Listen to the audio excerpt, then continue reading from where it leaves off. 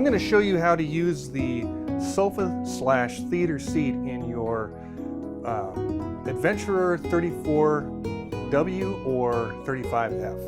And what we have here is a very long sofa. It's 88 inches long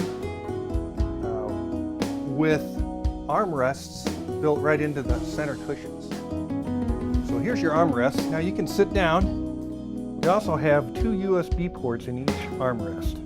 So the buttons that are powered, we have recline, electric recline, and electric retract. We have a lit cup holder, and this is on both ends of the sofa. And we have 2 heating settings and 3 massage settings.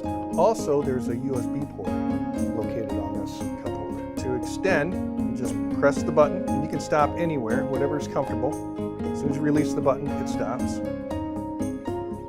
Go all the way back, and I like to have a pillow for when I go all the way back. Now that's comfortable. Okay, retract with the other button. Perfect.